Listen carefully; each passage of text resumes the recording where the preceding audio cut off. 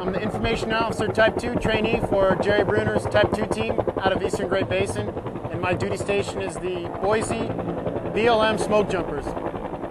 And this is the Cadogan Complex fire.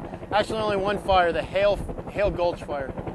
Started by lightning, I believe, August 7th, August 8th, somewhere around there.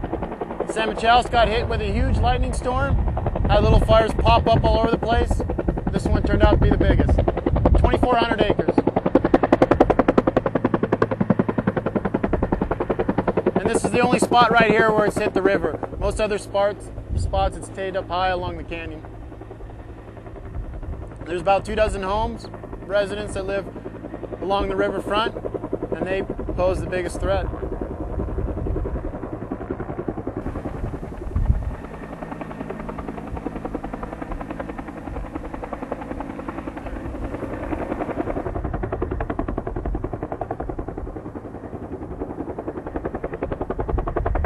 And the helicopter right there, he's just freelancing. Usually you work with a guy on the ground, kind of directs where his drop should be, but he's just told to freelance, hit the flames. And he's doing a pretty good job.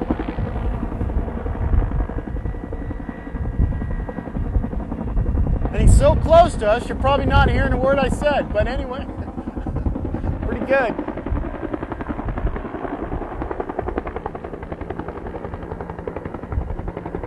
I'm not a helicopter guy, but I think it's a Bell 212 or a Bell 205. It's what we call a Type 2 helicopter.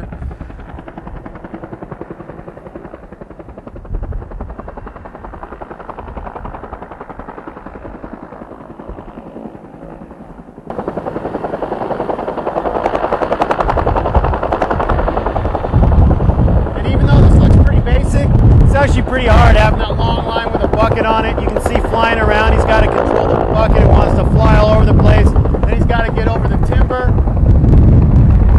He's doing a great job. You'd worry about that bucket getting caught in a tree, whipping him around. So he's doing a good job.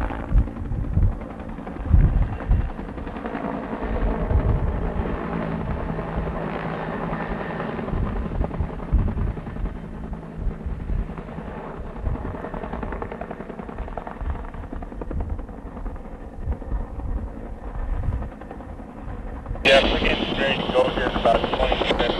Yes. Did you send me some weather and give me an update? Copy that.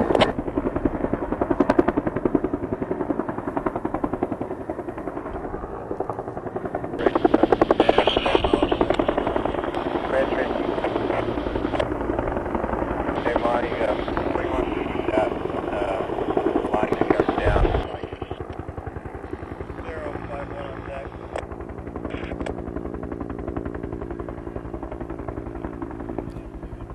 Right now we probably got an air attack over our head. They're in a fixed wing platform, pilot and an air attack that coordinates all the air operations. And he's probably right now looking down at us going, what's that knucklehead smoke jumper doing with that camera crew right there? So anyway.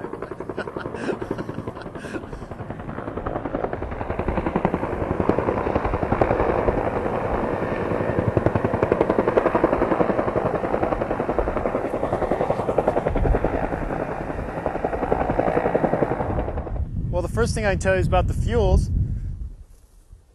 These are, the grass is what we call our 1 hours or our fine fuels, a little bit bigger. 10-hour fuels, and the fuel moisture is really low right now. Not much moisture in the fuels.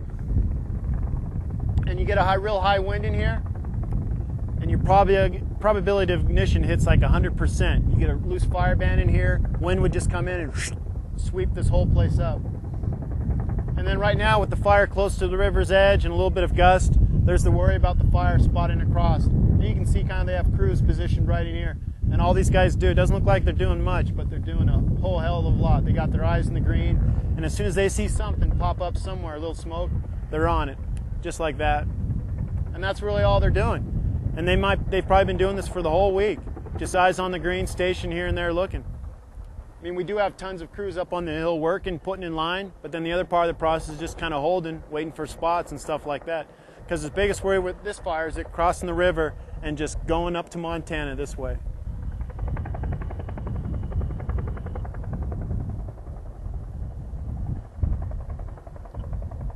And even though this fire is doing a great thing by burning out the fuels right along the river, you know, to have fire close to this river and the chance of spotting is a little risky.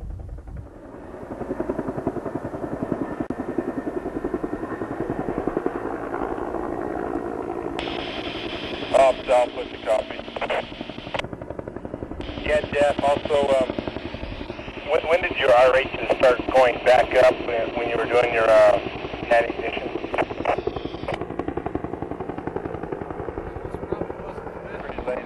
Pretty late in the day, I would say. It was about 1930, 2000. Okay, what we're going to do here is just go up there and kind of clean it up or anything. You can see what we got going on here is this really a ground fire. Not up in the crowns yet, not up in the trees. Hasn't gone up the ladder fuels. You know, by ladder fuels I mean just like a ladder, it works its way to the top. So it's just skunking around on the ground, but we're still seeing a few torching here and there. You know, if it hits some nice fuel pockets with some fine fuels that are on the ground, maybe some dried out 10, 100 hours, you know, it could really ignite, and then we get what's called a crown fire where the fire moves in the crown.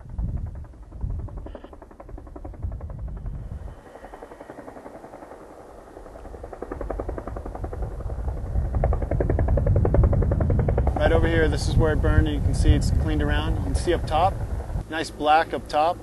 Look at that. Burned up a lot of the ground fuels. Still looks aesthetically pleasing. A lot of the trees are still in place. You know, some of them might have burned up the roots and killed one or two, but really you had a nice ground fire up here. And look at that. Protected the home you have right over there. So the guys did a great job.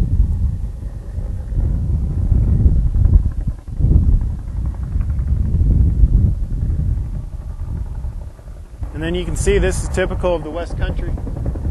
Steep and hilly terrain. And the fire is really not that big of a deal. You get 2,400 acres, you can put a lot of people in it and put it out in a day or two.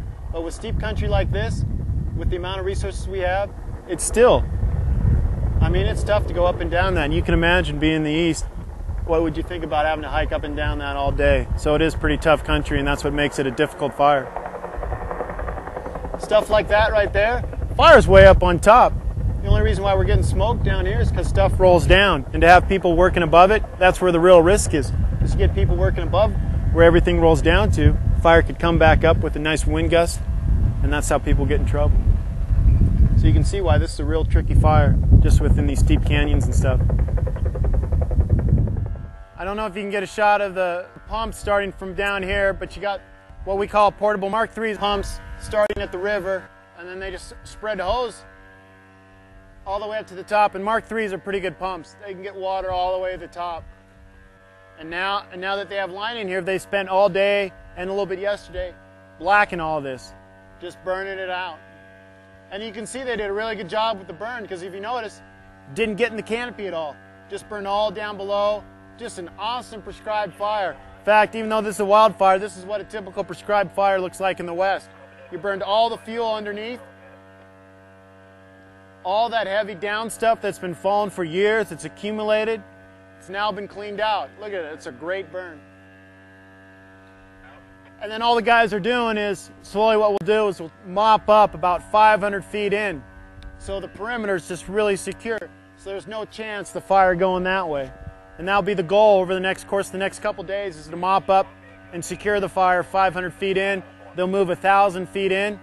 They might not declare the thing out till wintertime, and then once the snow flies, the thing's out, because a fire like this is just too big to ever call really out.